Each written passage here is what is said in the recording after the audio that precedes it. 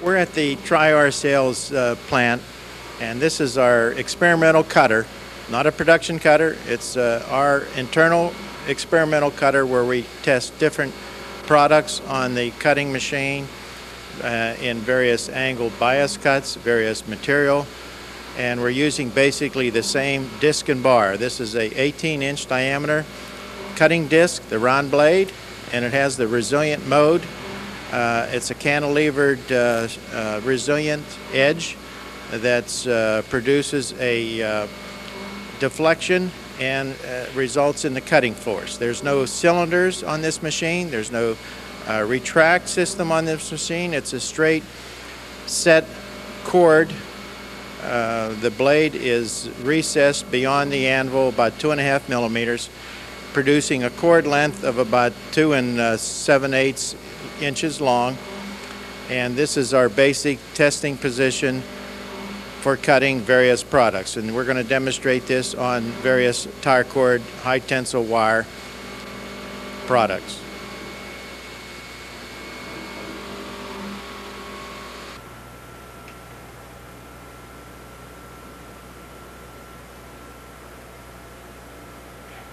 Now in this detail, we're calling out the various elements of the cutting process. One, the round blade with the resilient cut slot.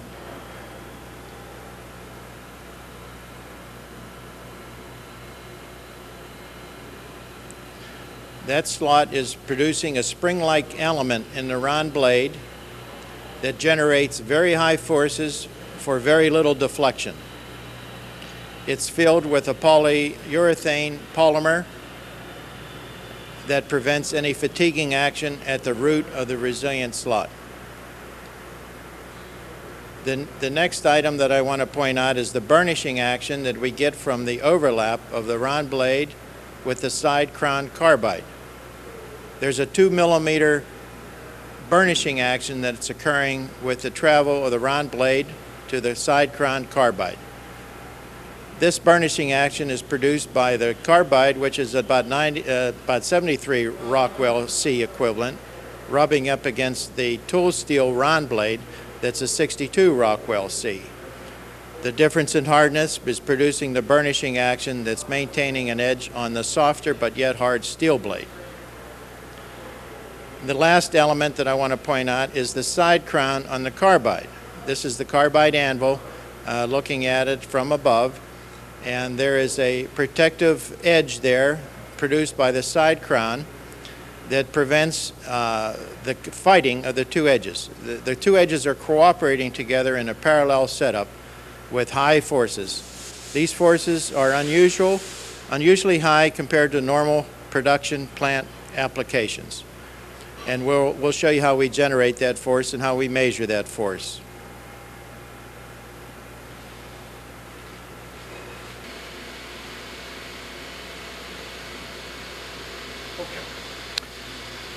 On setting up the blade, we have to have a pretty close cord interference overlap of the round blade to the anvil, and this produces a straight line cord, and we use a normal machinist scale to determine the depth, and we're set up at 2 3/4 on the cord, which produces about 100 thousandths or a 2.5 millimeter or 100 thousandths depth between the round blade and the anvil.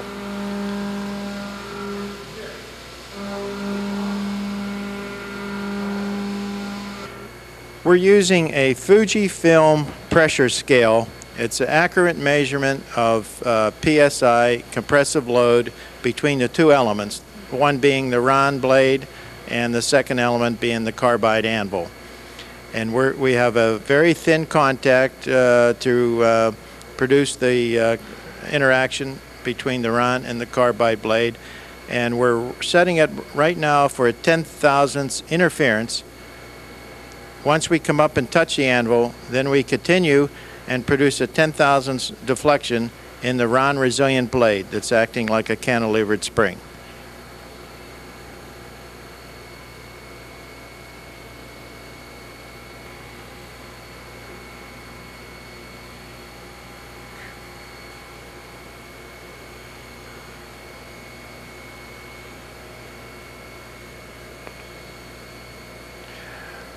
We have now set the interference of the round blade to the carbide anvil, and we're going to remove the pressure-sensitive tape and determine the side load between the resilient round blade and the solid-mounted carbide anvil.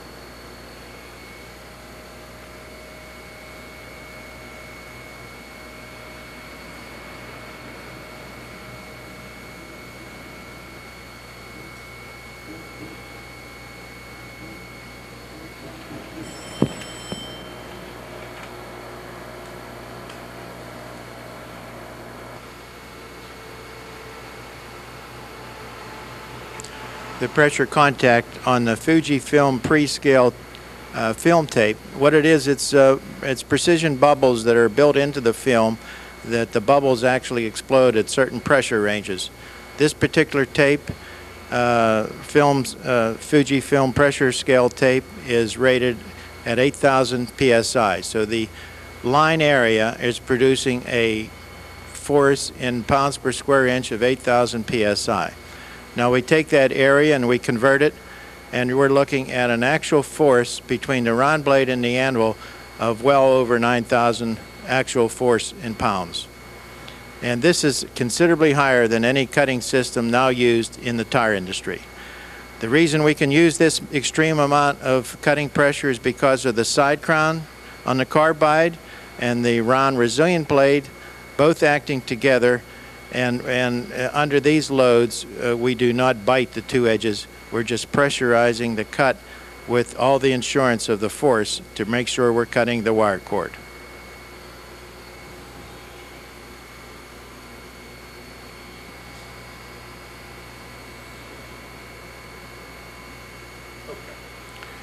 The principle of the round blade, resilient round blade against the carbide anvil in the parallel mode, produces this pressure that is emphasized on the leading edge and trailing edge of the contact arc. And as we zoom in on the program, on the line contact, you'll notice that the color in the center is lighter than the ends. And this emphasizes the force entering the material in one direction, and in reversing the direction, you have the higher force coming into the material. This promotes the two-directional cutting with the parallel system. No, you're going to cut one direction and we're going to index it and go another. We have light gauge truck tire, high tensile wire with a bias angle, and we're going to cut in the one direction and then demonstrate in the opposite direction.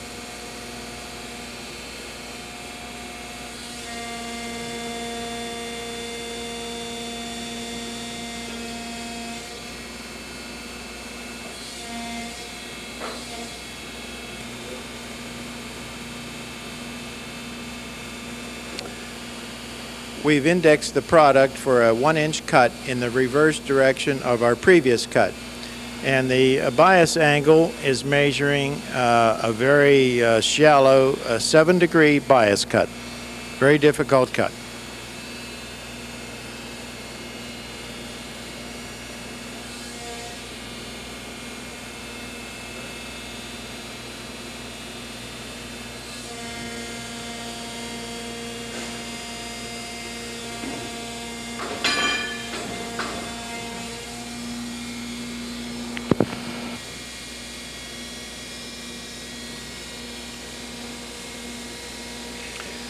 We're looking at the 1-inch strip laying on the straight edge anvil, and we're going to visualize the wire cut edge and then travel it down so you see the length of the whole cut. This was in the reverse direction. The cut was against the wire in this case, and then we'll show the other opposite side cutting with the wire.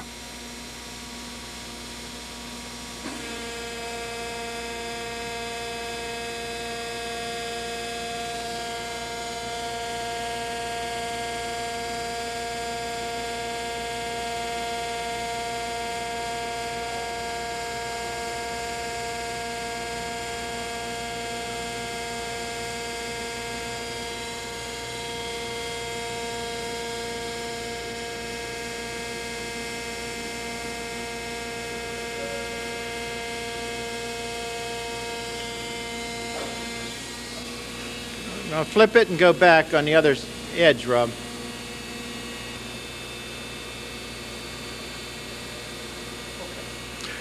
We flipped the material so you can see the first cut edge that was cut into the wires.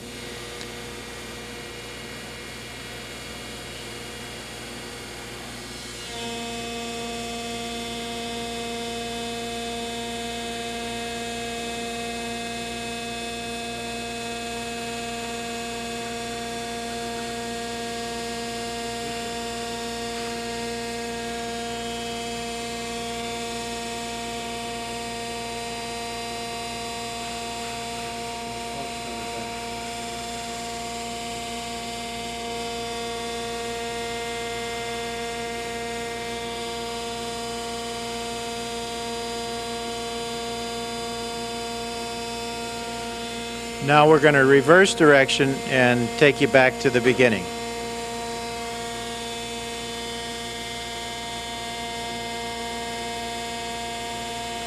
Now at this 7-degree angle, when you're cutting into the wires elongate out.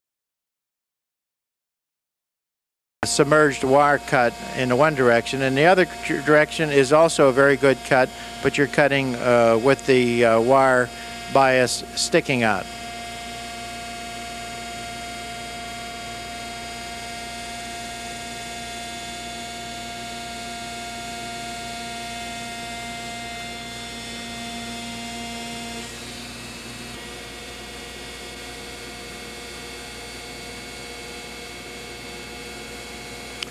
We have Kevlar fiber on the machine now with a 1-inch cut, cutting into the bias at 20 degrees.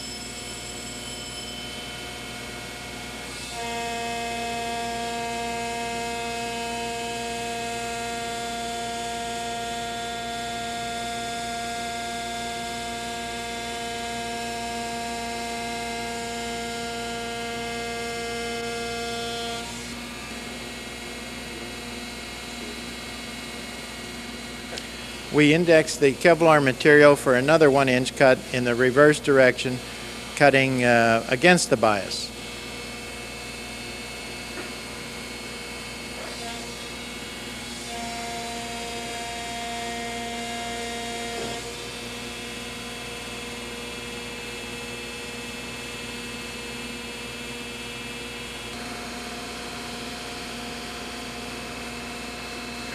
The material we have now on the machine is off the road, heavy tire cord, high tensile wire, 3/8 thick, and we're going to be cutting it in 2 directions. So here's the first directional cut.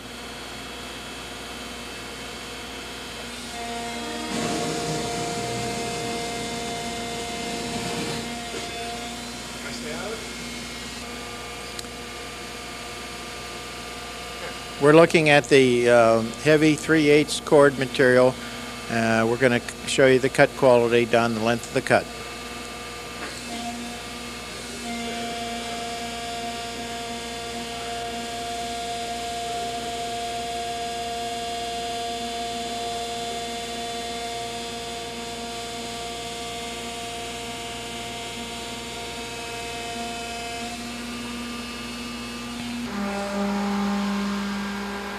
We thank you for your time and watching our video, and we hope we could cooperate with some of your cutting problems in the near future. Please contact us at 412-829-1441 or email us at trirsales@aol.com or visit us on our web, trscarbide.com. And thank you.